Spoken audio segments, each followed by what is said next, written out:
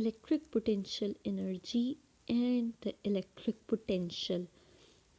First, we are going to discuss what is potential energy. So, let's think about a question: when lightning strikes the earth, 10.10 raised to power 8 joules of energy strikes the earth in the form of light, sound, heat and shock wave. Where does this energy comes from and how it is stored in the clouds? In order to understand this question, let's first consider some energy associated with the electric forces. No, firstly, we have to understand what are electric forces and energy, how we can associate energies with the electric forces. Before that, let us consider what are conservative forces. We have discussed in our previous discussions when we were discussing about the gravitational, we already know when uh, from the previous discussions in our previous courses that when the work done is in a gravitational field, whenever there is a work done, that work done is independent of the path. Work done can be calculated from the starting and the ending points only. Actually, the total work done, the net work done in a closed path, we can say is equal to 0, and it is independent of the path followed. Work changes potential energy. अब क्या होता है कि हमारे पास work done जब भी कहीं पर हो रहा है, basically we can say it is the change in the potential energy. It is the change in the potential energy, and the conservation of mechanical energy holds for the conservative forces. अब हमारे पास what are the types of conservative forces? There are two main types of conservative forces. The first one is gravitational force and the second one is electrostatic force. It is not evident from the discussions till now. हम लोग ये नहीं जानते कि electrostatic force जो है वो वाकई आपके पास कंजर्वेटिव फोर्स होती है या नहीं होती, लेकिन कुछ आपके पास सिमिलैरिटीज़ हैं. तो कुछ सिमिलैरिटीज़ की बेसिस पर हम लोग कह सकते हैं कि हमारे पास जो इलेक्ट्रोस्टैटिक फोर्स है that is also a conservative force. हमने ग्रेविटेशनल फोर्स के लिए ये प्रूव किया हुआ है कि ग्रेविटेशनल फोर्स जो है आपके पास वो एक अदद कंजर्वेटिव फोर्स है, लेकिन हम लोगों ने इलेक्ट्रोस्टैटिक फोर्स के लिए ऐसा अभी तक कोई experimentally prove, it is not experimentally proved, but there have few similarities जिनकी बेसिस पर हम कह सकते हैं कि हमारे पास electrostatic force is also a conservative force. तो अगर हम ये प्रूव करने में कामयाब हो जाते हैं कि हमारे पास इलेक्ट्रोस्टैटिक फोर्स है, कंजर्वेटिव फोर्स है, तो हम ये कह सकते हैं कि जो बातें, जो एनर्जी के लिए जो भी बातें हम लोग इन द ग्रेविटेशनल फील्ड हम बातें जो भी कर सकते थे for energy conservation, for energies, वही बातें हम अपनी इलेक्ट्रोस्टैटिक फोर्स के लिए भी कर सकते हैं. और अगर हम इलेक्ट्रोस्टैटिक फोर्स के लिए कर सकते हैं तो हम फिर ये जो क्वेश्चन हमने स्टार्ट में पूछा था कि where does the energy comes in a lightning bolt, तो उसका हम आंसर कर सकते हैं. सबसे पहले हम अपनी ग्रेविटेशनल फोर्स के लिए देखते हैं. हमने एक मैथमेटिकल कैलकुलेशन की हुई है ऑलरेडी, अगर आपको याद हो, और मैथमेटिकल फोर्स जो है उसकी वैल्यू बताई गई थी आपको. After mathematical calculations it was observed कि आपके पास जो है वो F is equal to G m1 m2 और r स्क्वायर. यहाँ से हम ये बात कह सकते हैं कि आपके पास ये जो इक्वेशन है, ये जो फोर्स है, ये इन्वर्स स्क्वायर लॉ को फॉलो करती है. जिस तरह आपके पास सेंटर ऑफ द अर्थ से डिस्टेंस बढ़ता जाता है, उसी तरह आपके पास क्या होता है, बेसिकली आपके पास जो फोर्स है उसकी value twice of that distance reduce होती जाती है. यही चीज़ हमारे पास कूलम्स लॉ की मदद से जब हमने इलेक्ट्रोस्टैटिक फोर्स को निकाला था, तो यही चीज़ ऑब्जर्व की गई थी कि आपके पास फोर्स जो है वो बिटवीन टू पॉइंट चार्ज या टू चार्ज ऑब्जेक्ट्स जो है वो बराबर आई थी 1/4 pi epsilon naught Q1 Q2/r²। यहाँ से हम ये कह सकते हैं कि r² बेसिकली दिस रिप्रेजेंट्स कि आपकी जो इलेक्ट्रोस्टैटिक फोर्स है that also follows the inverse square law.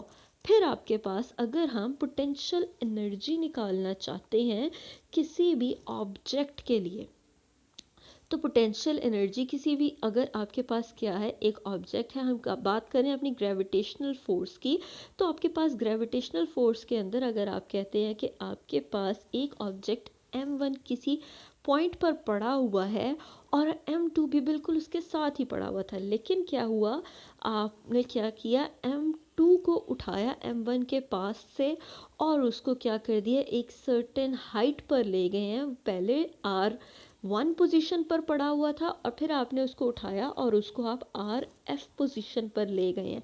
जब आप उस ऑब्जेक्ट m2 को RF पोजीशन पर लेकर गए हैं तो हमने ये बात पढ़ी हुई है कि आपके पास बेसिकली क्या होता है, पोटेंशियल एनर्जी क्या है आपके पास, basically it's the change in the position of the object. तो आपके पास जो मास m2 था उसने कुछ डिस्टेंस ट्रैवल किया है, तो डेफिनेटली क्या हुआ है, उसके अंदर कोई ना कोई डिस्टेंस ट्रैवल हुआ है, और वो जो ट्रैवल्ड डिस्टेंस था उसके लिए जो मैथमेटिकल कैलकुलेशन की गई थी, वो मैथमेटिकल कैलकुलेशन क्या कहती है, वो मैथमेटिकल कैलकुलेशन आपको बताती है कि delta U basically the change in potential energy is equal to Gm1m2 into 1/RF minus 1/RI।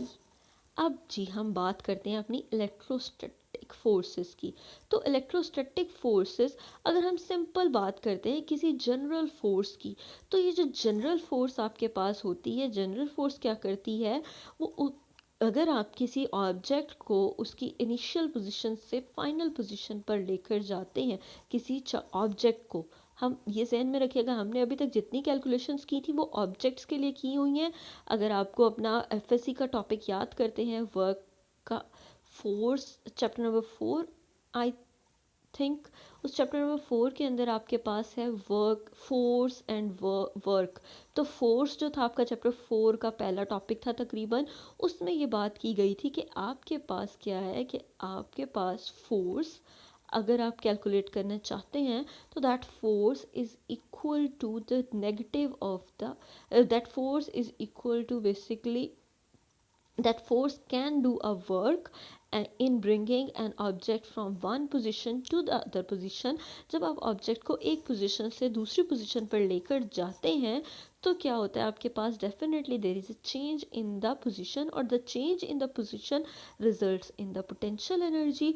तो आप क्या करते हैं, किसी फोर्स के, किसी ऑब्जेक्ट के ऊपर कोई फोर्स लगाते हैं, नतीजे में आप क्या कर रहे हैं, पोटेंशियल एनर्जी क्रिएट कर रहे हैं। और जब आप पोटेंशियल एनर्जी क्रिएट कर रहे हैं तो ये जो चेंज इन पोटेंशियल एनर्जी है ये आपके पास negative of the work done के बराबर आता था। It has already been proven. और हम ये बात कर सकते हैं कि हम किसी ऑब्जेक्ट को उठा रहे हैं, अब दैट ऑब्जेक्ट, यहाँ पर ये ध्यान में रखिएगा, that object may be a charged object और अ न्यूट्रल ऑब्जेक्ट। अगर वो चार्ज्ड ऑब्जेक्ट है तो ये क्या आ गया, आपके पास इलेक्ट्रिक चार्ज आ गया। तो बेसिकली क्या कर रहे हैं, कोई भी फोर्स आपके इलेक्ट्रिक चार्ज को क्या कर रही है, from one place to the other place move कर रही है। तो वहाँ जो हमने अपनी potential change in potential energy की कैलकुलेशन की थी वो आपके पास बराबर आई थी negative of the work done के, और ये negative of the work done आपके पास बराबर आता है minus integral of F dot D S. अब F dot D S basically आपके पास वर्क के बराबर होता है। तो यहाँ से हम लोगों ने दो सिमिलरिटीज़ देखी, हमने दो चीज़ें डिस्कस की, और दोनों चीज़ों के डिस्कशन से हम ये बात कर सकते हैं कि हमारे पास जो बिहेवियर्स हमारे ग्रेविटेशनल फोर्स के हैं वही बिहेवियर्स हमारी इलेक्ट्रोस्टैटिक फोर्स के हैं। तो यहाँ से हम ये बात कर सकते हैं, वो अगर ग्रेविटेशनल फोर्स आपके पास एक कंजर्वेटिव फोर्स है तो electrostatic force can also be a conservative force. लेकिन हमारे पास सिमिलरली हमारे पास एक छोटा सा डिफरेंस भी है इन दोनों के दरमियान, और वो दोनों के दरमियान डिफरेंस क्या है आपके पास, कि gravitational force is always attractive. ये जहन में रखिएगा कि आपके पास ग्रेविटी हमेशा क्या कर रही है, किसी भी फॉलिंग ऑब्जेक्ट को अपनी तरफ अट्रैक्ट कर रही होती है। जबकि इलेक्ट्रोस्टैटिक फोर्स हमने चूँकि नेचर ऑफ चार्ज पढ़ा हुआ और नेचर ऑफ चार्ज में हमने बात की थी कि हमारे पास दो तरह के चार्जेस हैं, एक पॉजिटिव और एक नेगेटिव, और दो तरह की फोर्सेस उनके नतीजे में प्रोड्यूस हो रही थी, एक अट्रैक्टिव फोर्स और एक रिपल्सिव फोर्स। तो यहाँ पर आपके पास दो तरह की फोर्सेस हो सकती हैं इलेक्ट्रोस्टैटिक केस में। आपके पास जो फोर्सेस हैं they can be positive or negative, or in other words they can be attractive or repulsive. So this is the only difference between the gravitational force and the electrostatic force.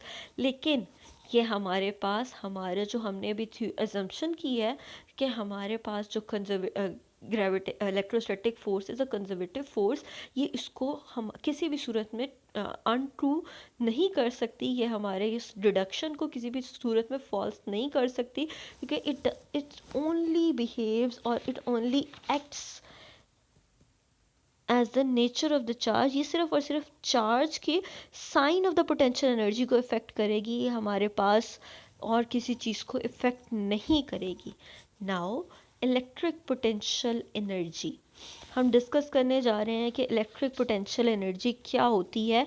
तो electric potential energy को discuss करने के लिए सबसे पहली चीज़ जो हम यहाँ पर देखेंगे, अपना एक एक्सपेरिमेंटल अरेंजमेंट हम एज्यूम कर लेते हैं, और ये एक्सपेरिमेंटल अरेंजमेंट आपके पास यहाँ डायग्राम के अंदर क्लियरली शो किया गया है।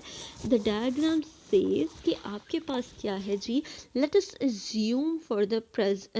assume that we have to calculate the change in potential energy when a charge q moves from point A to point B subject to a force due to an other charge q1 at rest। आपने क्या किया, आपके पास ये जो charge q1 है basically ये at rest है, और ये आपके पास स्टैटिक चार्ज जो है ये क्या कर रहा है, एक फोर्स ऑफ रिपल्शन लगा रहा है एट चार्ज q2। अब ये फोर्स ऑफ रिपल्शन कहाँ से आ गई, फोर्स ऑफ रिपल्शन यहाँ पर सिर्फ उसी सूरत में आ सकती है जब हम एज्यूम करें कि both this charges are positive.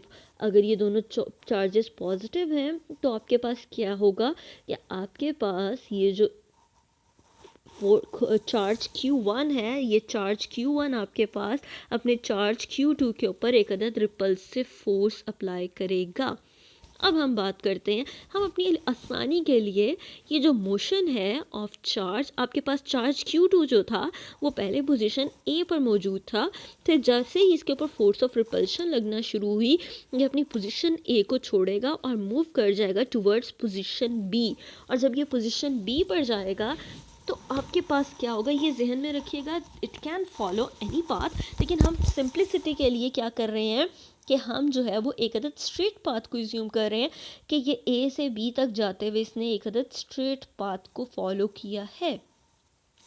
अब जब ये एक स्ट्रेट पाथ को फॉलो कर रहा है तो यहाँ पर कुछ चीज़ें हमें निकालनी है। हम बेसिकली क्या करने जा रहे थे, our purpose was to calculate delta U, यानी कि चेंज इन पोटेंशियल एनर्जी। तो जब हम चेंज इन पोटेंशियल एनर्जी निकालना चाह रहे थे तो उसके लिए सबसे पहले क्या करना पड़ेगा हमें, अगर हमने प्रीवियस अपनी स्लाइड को देखें तो हमारी प्रीवियस स्लाइड्स ने हमें पोटेंशियल एनर्जी निकालने के लिए एक अदद इक्वेशन दी थी, और वो इक्वेशन आपके पास क्या थी, delta U is equal to minus W का मतलब क्या है, negative of the work done. तो हम बेसिकली वर्क डन निकालने जा रहे हैं, तो वर्क डन निकालने के लिए हम यहाँ पर क्या करेंगे, हमें सबसे पहले एफ डॉट डी एस निकालना है। अब यहाँ पर एक बात का जहन में रखिएगा, हम डॉट प्रोडक्ट कर रहे हैं और हमने ऑलरेडी बहुत डिटेल से अपने डॉट प्रोडक्ट को रिवाइज कर लिया है। अगर ये आपके पास एफ डॉट डी एस है तो you can write it over here F D S cause of theta. तो कॉज ऑफ थीटा आपके पास क्या है, अब यहाँ पर आप डायग्राम में देख रहे हैं बेसिकली जो आपके पास वेक्टर्स बने हुए हैं, इन वेक्टर्स में एफ और एस डी एस बना हुआ है, इन दोनों के दरमियान एंगल ज़ीरो है, और जहाँ कहीं भी आपके पास कॉस ज़ीरो होता है वहाँ पर हम ये बात कर सकते हैं कि आपके पास F D S cos zero का मतलब है 1, तो आपके पास ये क्या आ जाएगा, एफ डी एस खाली रह जाएगा. सो यू कैन राइट, आपके पास ये जो डब्ल्यू है, work done is equal to F D बच जाएगा. ठीक है जी. और हम यहाँ पर ये बात भी कर रहे हैं, अगर आपकी हम प्रीवियस इक्वेशन का ही के पास ही जाते हैं. अच्छा जी, अब हम नेक्स्ट क्या बात कर रहे हैं कि आपके पास हमने एफ डॉट डी एस निकाल लिया. एफ डॉट डी एस निकालने के बाद यहाँ वो कह रहा है कि आपकी जो प्रीवियस इक्वेशन थी, प्रीवियस इक्वेशन जो थी वो क्या थी आपके पास, ये हमने इसमें क्या कर दिया, negative of the work done के बराबर लिख दिया. और दूसरी बात ये क्या कह रहा है, वो कह रहा है कि आपने जी, दूसरी बात ये कह रहा है कि आपके पास क्या है, डिस्प्लेसमेंट जो है वो क्या है, in the direction of R है. तो हम डी एस की जगह हम लोग क्या कर सकते हैं, हम इसको डी आर लिख सकते हैं. तो अभी हमने जो प्रीवियस इक्वेशन देखी थी उसमें अगर हम अपनी वैल्यूज़ को पुट करना चाहें तो आपके पास क्या आ जाएगा, यहाँ पर आपके पास डेल्टा यू की जो वैल्यू है that is equal to this. अब हम यहाँ पे क्या करते हैं, हमने अपनी कूलम्स फोर्स की वैल्यू निकाली हुई थी और कूलम्स फोर्स की वैल्यू आपके पास क्या आती है, F is equal to 1/4 pi epsilon naught Q1 Q2 over R square. तो आप यहाँ पर क्या करेंगे, ये वैल्यूज़ पुट करेंगे और वैल्यूज़ पुट करने के बाद आप क्या करने जा रहे हैं, बेसिकली ये जो यहाँ से कॉन्स्टेंट्स को बाहर लिख लेंगे और कॉन्स्टेंट्स को बाहर लिखने के बाद आपके पास क्या बच जाएगा, आपके पास बच जाएगा बेसिकली अब यहाँ डी आर है. तो हमारे पास जब हम कॉन्स्टेंट्स को बाहर लिखेंगे तो आपके पास इंटेग्रल के अंदर बच जाएगा -1/4 pi epsilon naught integral R A R B in 1/r square और ये डी आर बच जाएगा. यहाँ पर इक्वेशन को रीराइट कर लेते हैं हम लोग, थोड़ा सा इसको अरेंज करके रीराइट करते हैं, यहाँ पे खाली जगह बना निकाल लेते हैं. अच्छा जी, तो हम क्या करने जा रहे थे कि आपकी ये जो इक्वेशन है इसको हम रीअरेंज करने जा रहे थे, equal to 1/4 pi epsilon naught and Q1 Q2 as charges are constant for this case. तो इंटेग्रल के अंदर क्या बच जाएगा, integral from R A to R B और यहाँ 1/r स्क्वायर डी आर आ जाएगा आपके पास. तो अब आपके पास ये जो मैथमेटिकल फॉर्म आई है, ये जो इंटेग्रल है, इस इंटेग्रल को अगर आप सॉल्व करेंगे और वो आप अगर इस इंटेग्रल को सॉल्व करेंगे तो आपके पास ये फाइनल डेल्टा यू की वैल्यू निकल आएगी.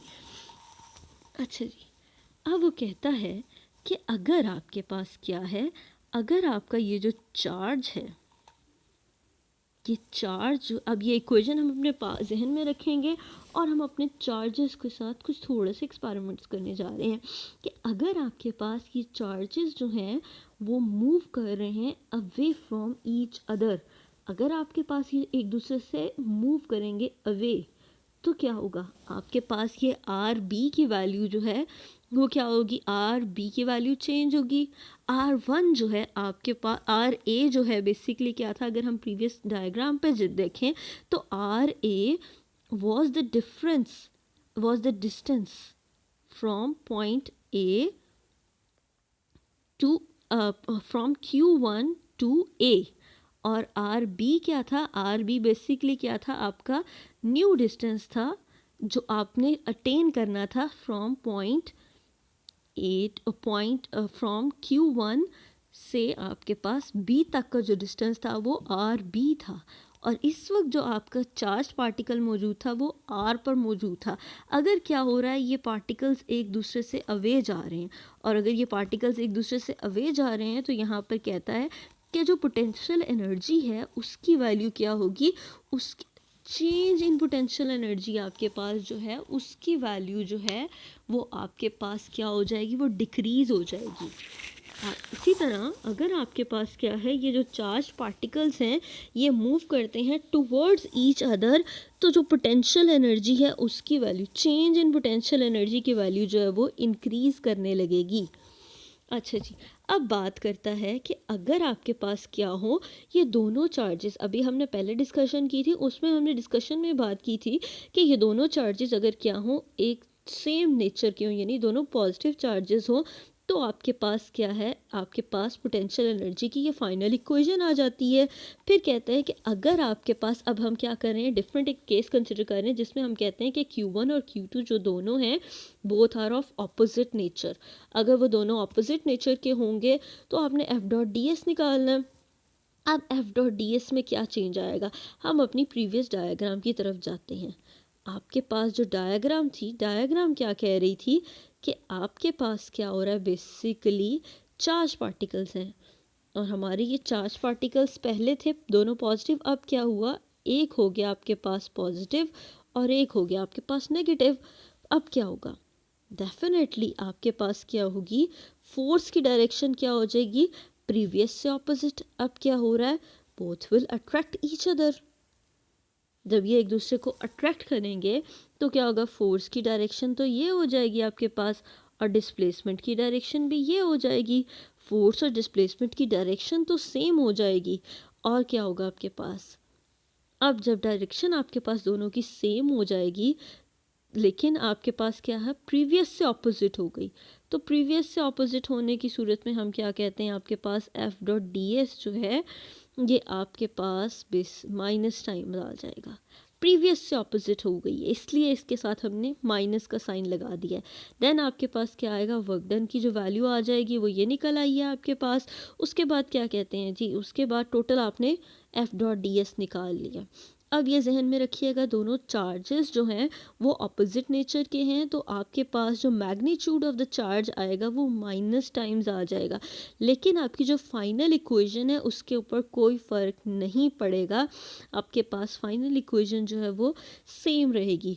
यहाँ पर कहते हैं कि अगर आपके पास चार्जेस जो हैं वो एक दूसरे से अवे मूव कर रहे होंगे तो पोटेंशियल एनर्जी जो है, यहाँ पर चेंज इन पोटेंशियल एनर्जी जो है वो आपके पास इंक्रीज़ करेगा। और अगर आपके पास चार्जेस जो हैं एक दूसरे से क्या क्लोज आ रहे होंगे तो आपके पास क्या होगा, चेंज इन पोटेंशियल एनर्जी जो है वो डिक्रीज़ करेगा। ये दो कंडीशंस हैं आपके पास पोटेंशियल एनर्जी के लिए, अगर दोनों चार्जेस जो हैं वो ऑपोजिट नेचर के हैं तो। अब जी नेक्स्ट कहते हैं कि अगर आपका चार्ज पार्टिकल जो है वो क्या करे, वो एक पाथ को फॉलो करे, और वो पाथ कौन सा फॉलो करे, चार्ज पार्टिकल, कंडीशन वही है, आपका चार्ज पार्टिकल Q1 जो है वो Q2 पे एक फोर्स एक्सर्ट कर रहा है और Q2 क्या कर रहा है, Q2 मूव कर रहा है from point A two point B। लेकिन अब वो जो पाथ फॉलो कर रहा है वो आपके पास एक स्ट्रेट लाइन या लीनियर पाथ फॉलो करने की बजाय वो एक अदद सर्कुलर पाथ फॉलो कर रहा है।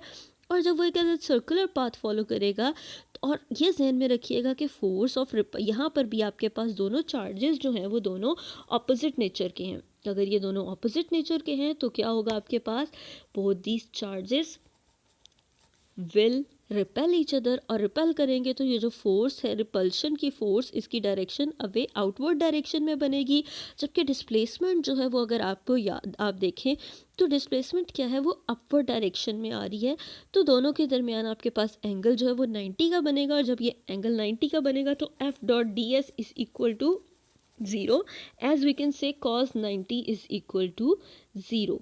तो आपके पास क्या हो जाएगा, वर्क डन की वैल्यू जो है वो आपके पास 0। और हम क्या कर रहे थे, बेसिकली हमारा मकसद यहाँ क्या था, हमारा मकसद था कि हमने अपनी ये डेल्टा यू की वैल्यू निकालनी है, इलेक्ट्रिक पोटेंशियल एनर्जी की वैल्यू निकालनी है। तो ये जो इलेक्ट्रिक पोटेंशियल एनर्जी की वैल्यू आएगी वो भी आपके पास इंटेग्रल के अंदर अगर आप 0 पुट करेंगे तो वो वैल्यू आपके पास 0 हो जाएगी। सो वी कैन से कि अगर जो चार्ज जो है वो मूव कर रहा है इन अ सर्कल तो हमारे पास क्या होगा, डेल्टा यू की वैल्यू 0 हो जाएगी। अब आ जाते हैं जी हम अपनी नेक्स्ट स्लाइड के ऊपर, और वो नेक्स्ट स्लाइड क्या कह रही है, नेक्स्ट कह रहे हैं कि अगर आपके पास क्या हो, चार्ज कोई भी ऑर्बिट्रेरी पाथ फॉलो कर रहा है। पाथ 1 अगर हम देखें तो पाथ 1 क्या है आपके पास, पाथ 1 बेसिकली क्या है आपके पास, वही जो अभी हमने प्रीवियस स्लाइड में देखा, कि आपके पास चार्ज पार्टिकल Q ने जाना है from point A two point B, Q2 ने जाना है from point A two point B, और ये कौन सा पाथ फॉलो करेगा, ये आपके पास एक अदद सर्कुलर पाथ फॉलो करेगा। तो उस सर्कुलर पाथ के ऊपर आपके पास पोटेंशियल एनर्जी की वैल्यू जो है वो, इलेक्ट्रिक पोटेंशियल एनर्जी की वैल्यू जो है वो ज़ीरो आती है। और ये अगर हम बात करते हैं अपने पाथ 2 की, पाथ 2 क्या कहता है, पार्ट 2 आपके पास कहता है कि आपके पास क्या है कि, अच्छा अब पाथ 1 और पार्ट 2 में थोड़ा सा पाथ 1 और पार्ट 2 को देखिएगा।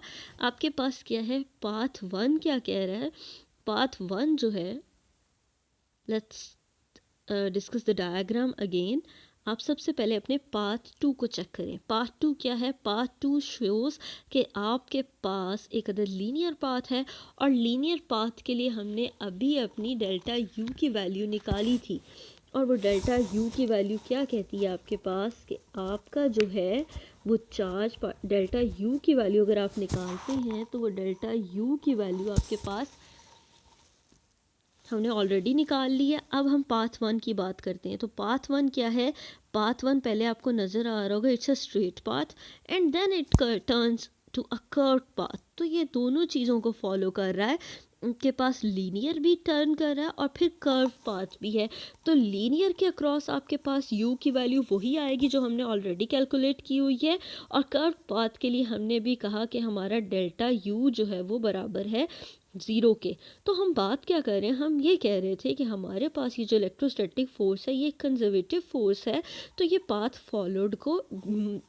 फॉलोड के लिए इसके पास आंसर जो है वो सेम आता है। इसको पाथ फॉलो से कोई फ़र्क नहीं पड़ता, कंजर्वेटिव फोर्स के अंदर, कंजर्वेटिव फील्ड के अंदर आपके पास work done is independent of the path followed. तो हमने पाथ 1 और पार्ट 2 पर देखा कि आपके पास वर्क डन की वैल्यू जो है वो सेम आती है।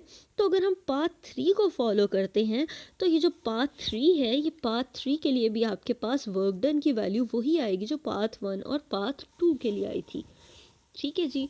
अब ये बात करता है कि अगर आप कहते हैं कि आपके पास एक अदद ऐसा, आप क्या करना चाह रहे हैं, किसी ऐसे पॉइंट के लिए potential energy, change in potential energy delta you निकालना चाह रहे हैं। तो डेल्टा यू बेसिकली हम क्या कर रहे थे, अभी तक हम डेल्टा यू निकाल रहे थे, लेकिन अगर हम क्या करना चाह रहे हैं, किसी पॉइंट के लिए यू की वैल्यू निकालना चाह रहे हैं, तो वो u की वैल्यू आपके पास क्या होगी, वो u की वैल्यू जो है वो आपके पास ये इक्वेशन रिप्रेजेंट करेगी। और इक्वेशन आपको क्या बता रही है, u r is equal to 1/4 pi epsilon naught q1 q2 over r square. अच्छा जी, नेक्स्ट अब आपके पास कुछ असाइनमेंट है, एक छोटी सी असाइनमेंट है जिसमें आपके पास दो न्यूमेरिकल्स हैं। ये दोनों न्यूमेरिकल्स आपने सॉल्व करने हैं। इन दोनों न्यूमेरिकल्स के लिए आपको हिंट भी दिया जा चुका है कि आपने बेसिकली इन दोनों न्यूमेरिकल्स के अंदर ही आपने यू बेसिकली आपके पास पोटेंशियल एनर्जी है, और के आपके पास क्या है, काइनेटिक एनर्जी है। आपने यू और के की वैल्यूज़ निकालनी है इन दोनों न्यूमेरिकल्स के लिए। अब आ जाते हैं जी हम अपने नेक्स्ट आर्टिकल की तरफ, और वो क्या है जी, आपके पास electric potential energy. Electric potential energy, electric potential energy basically क्या है, इट इज़ द डिफरेंस, किस चीज़ का difference, it is the basically आपके पास इलेक्ट्रिक पोटेंशियल एनर्जी जो है, it is the is defined as the electric potential difference delta V to be the electric potential difference per unit test charge। आपके पास electric potential जो है, यानी कि जिसको हम सिंबलाइज करेंगे डेल्टा वी से, ये आपके पास बराबर है potential, change in potential energy या difference of the potential energy, electric potential energy पर यूनिट टेस्ट चार्ज। एक टेस्ट चार्ज से अगर आप अपने पोटेंशियल एनर्जी को डिवाइड कर देंगे तो वो आपके पास बराबर आ जाएगा इलेक्ट्रिक पोटेंशियल के, और ये आपके पास डिपेंड करता है साइज ऑफ द चार्ज के ऊपर। अच्छा जी, सबसे पहले हमने मैथमेटिकल अपनी डेफिनेशन इन वर्ड्स देख ली। हमारे पास नेक्स्ट क्या है, आपके पास mathematical form of this definition, और ये मैथमेटिकल फॉर्म ऑफ डेफिनेशन आपके पास क्या है, अगर आप देखें तो ये आपके पास दो parameters, mathematical form of the definition आपके पास ये है। इसमें आपको नज़र आ रहा है कि आपके पास इलेक्ट्रिक पोटेंशियल डिपेंड कर रहा है डेल्टा यू पे। डेल्टा यू क्या है आपके पास? बेसिकली पोटेंशियल एनर्जी, और क्यू के ऊपर, क्यू आपके पास बेसिकली हमारी जो किताब टर्म इस्तेमाल कर रही है दैट इज़ क्यू नॉट। तो आपके पास ये जो क्यू नॉट है basically this is the test charge. और आपके पास ये दो चीज़ों पर, यहाँ से हम इस डेफिनेशन से हम ये बात एज्यूम कर सकते हैं कि आपके पास ये दो चीज़ों पर डिपेंड कर रहा है। और दो चीज़ें कौन सी हैं? एक तो पोटेंशियल एनर्जी है और दूसरा क्या है? टेस्ट चार्ज है। बेसिकली हमारे पास ये जो electric potential, change in electric potential energy है दैट डज नॉट इफेक्ट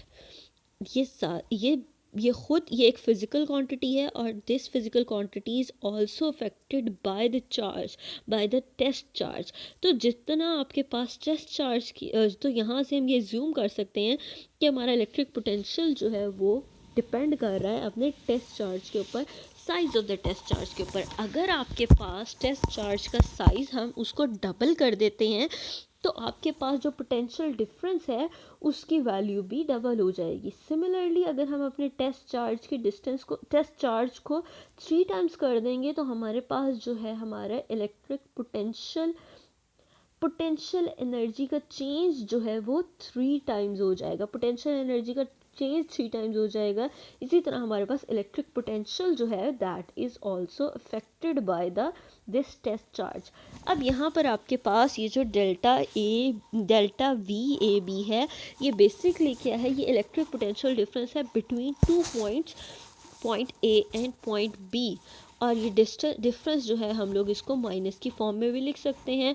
यहाँ से हम ये बात कर सकते हैं कि electric potential is scalar quantity. ये जहन में रखिएगा कि हमारे पास एक अदद स्केलर क्वांटिटी है। अच्छा जी, अब हमने ऑलरेडी डिस्कस कर लिया हुआ है कि वर्क और पोटेंशियल एनर्जी का क्या रिलेशन है। वर्क और पोटेंशियल एनर्जी का हमारे पास यही रिलेशन है।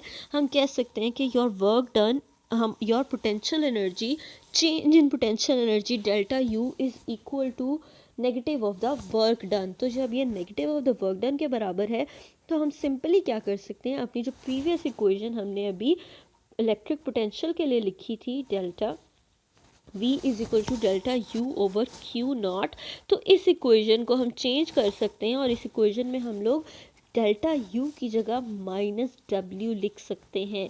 आपके पास जो इक्वेशन है उसकी फॉर्म चेंज हो जाएगी और आपके पास ये आ जाएगा delta V is equal to minus W A B over Q naught. अच्छा जी, अगर आपके बात, अच्छा जी अब हम बात करते हैं कि किसी सर्टेन पॉइंट पर पोटेंशियल की वैल्यू क्या है। अगर आपके पास किसी सर्टेन पॉइंट पर पोटेंशियल की वैल्यू जो है हम निकालना चाहते हैं तो पोटेंशियल की वैल्यू आप कह सकते हैं, अगर वो पॉइंट आपके पास, आपका जो चार्ज है वो चार्ज से बहुत ज़्यादा दूर है, तो चार्ज से बहुत ज़्यादा दूर होने की सूरत में आपके पास ये जो यू ए है, हम कह रहे हैं, सपोज कर रहे हैं उस पॉइंट का नाम ए है, तो उस पॉइंट के लिए हमारे पास u की वैल्यू यानी पोटेंशियल की वैल्यू एट दैट पॉइंट आप कह सकते हैं वो 0 के बराबर होगी।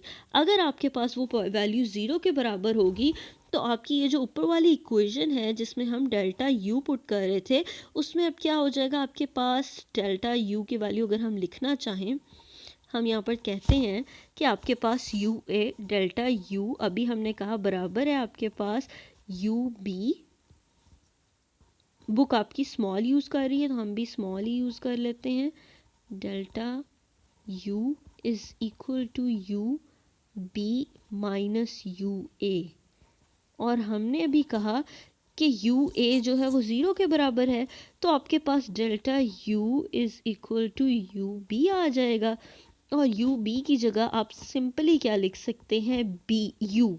तो यहाँ से आपके पास ये वाली जो इक्वेशन थी, ये जो प्रीवियस इक्वेशन हमने ऊपर लिखी है, दिस वन, ये इक्वेशन आपकी जो है इस सारी की जगह आप सिंपली क्या लिख देंगे? आप सिंपली लिख देंगे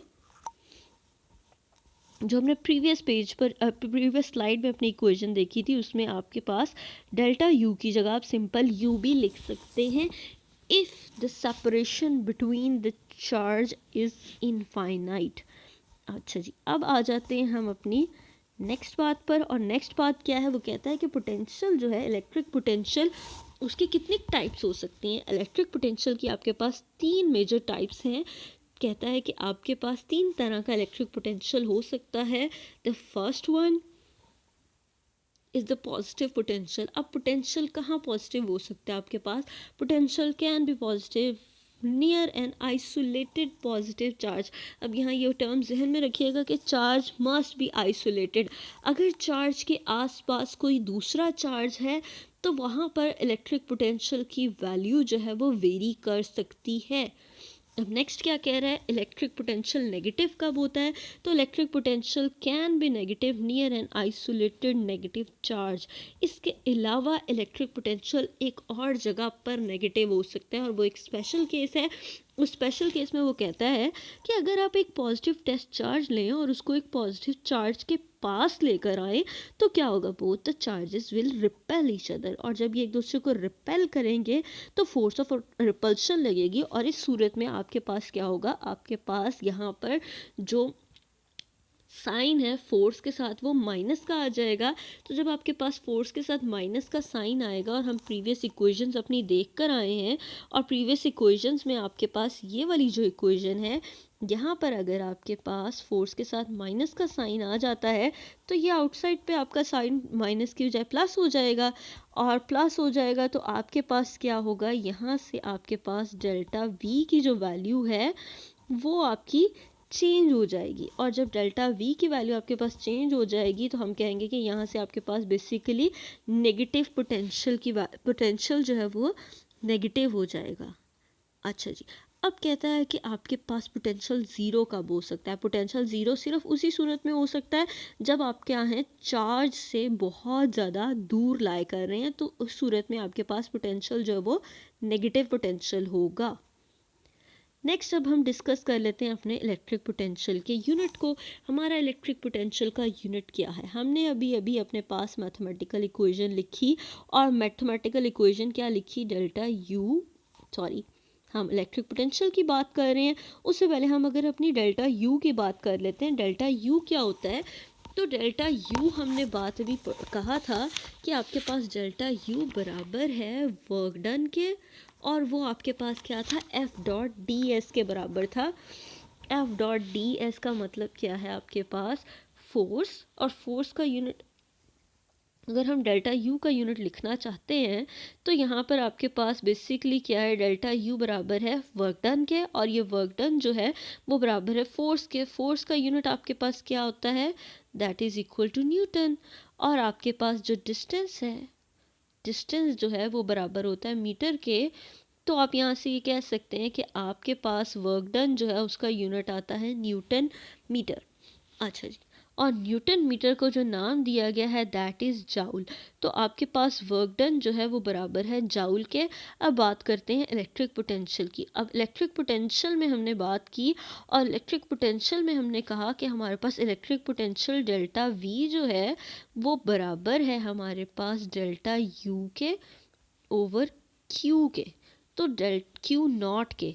तो डेल्टा यू हमने अभी बात की हमारे पास बराबर होता है वर्क के, तो हम यहाँ से कह सकते हैं डेल्टा यू की जगह हम उसका यूनिट लिख सकते हैं दैट इज़ जाउल, और चार्ज की जगह उसका यूनिट लिखेंगे कूलम। तो चार्ज पर कूलम ये आपके पास बराबर आ रहा है वोल्ट के, and this is the unit of electric potential. अब ये बात करता है कि electric potential is also conservative. आपके पास इलेक्ट्रिक पोटेंशियल भी जो है वो इंडिपेंडेंट ऑफ पाथ होता है। आपको इसमें इससे कोई फ़र्क नहीं पड़ता कि आप दो पॉइंट्स के दरमियान किस तरह मूव कर रहे हैं, उसको सिर्फ और सिर्फ क्या है, चेंज इन पोजीशन होनी चाहिए, और चेंज इन पोजीशन के नतीजे में आपके पास कुछ change in potential energy create होगा, और जो चेंज इन पोटेंशियल एनर्जी आप कैलकुलेट करेंगे तो that is change, that is known as change in potential energy पर यूनिट चार्ज अगर आप निकालेंगे तो that is known as your electric potential. अच्छा जी, अब आ जाते हैं हम लोग कि आपके पास क्या है, आपके पास कुछ और भी तो यूनिट्स ऑफ एनर्जी हैं। अगर हम इलेक्ट्रिक पोटेंशियल को कैलकुलेट करना चाहते हैं in some other units of energy, तो उसके लिए क्या है आपके पास, हम कैलकुलेट करेंगे चार्ज को, change in the potential energy को कैलकुलेट करने चाह रहे हैं in an other unit of energy, जो कि है आपके पास इलेक्ट्रॉन वोल्ट। इलेक्ट्रॉन वोल्ट में अगर मैंने कैलकुलेट करना है अपने पोटेंशियल को, तो उसके लिए हमें एक सिस्टम ऑफ एटम कंसिडर कर रही हूँ, एक एटम कार्बन का ले रही हूँ, जिस कार्बन एटम के अंदर क्या है आपके पास 6 के, आपने यूजुअली पढ़ा होगा कार्बन को हम रिप्रेजेंट करते हैं C6 से। तो ये जो 6 है basically it represents number of electrons in the carbon. आपके पास कार्बन के अंदर 6 इलेक्ट्रॉन्स होते हैं ज़्यादातर। हमारे पास कार्बन के अंदर जितने भी इलेक्ट्रॉन्स थे, वो कह रहा है कि आपके पास कार्बन के सारे इलेक्ट्रॉन्स रिमूव कर दिए गए हैं।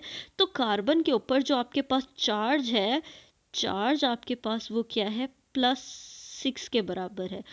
अब ये जो +6 के बराबर आपका चार्ज है, और वो कह रहा है कि आपका ये जो चार्ज ऑब्जेक्ट है ये मूव किया है, और ये मूव किया, ये बेसिकली जो एटम है जिसके ऊपर +6 चार्ज है, ये एटम मूव किया है थ्रू अ पोटेंशियल डिफरेंस, एक पॉइंट से दूसरे पॉइंट पर गया है, और दोनों के दरमियान जो पोटेंशियल डिफरेंस था उसकी वैल्यू थी 20 किलोवाट्स।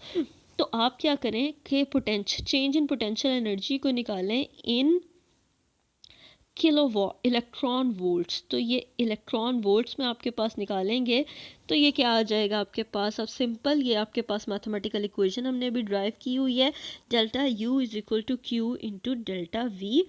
तो आपके पास क्या आ जाएगा, यहाँ पर आप पोटेंशियल डिफरेंस की जगह उसकी वैल्यू लिखेंगे, और पोटेंशियल डिफरेंस की जगह उसकी वैल्यू आ जाएगी, चार्ज की जगह उसकी वैल्यू आ जाएगी, और सिंपल सी आपकी कैलकुलेशन है। यहाँ से आप लोग अपनी potential energy, change in potential energy calculate कर सकते हैं in terms of electron volts. अच्छा जी, अब एक और छोटा सा न्यूमेरिकल है आपके पास, जिस न्यूमेरिकल के अंदर आप लोगों ने कैलकुलेट करनी है पोटेंशियल एनर्जी की वैल्यू, और साथ ही साथ चेंज इन पोटेंशियल एनर्जी की वैल्यू, और साथ ही साथ आपने अपनी काइनेटिक एनर्जी की वैल्यू को calculate, change in kinetic energy की वैल्यू को कैलकुलेट करना है।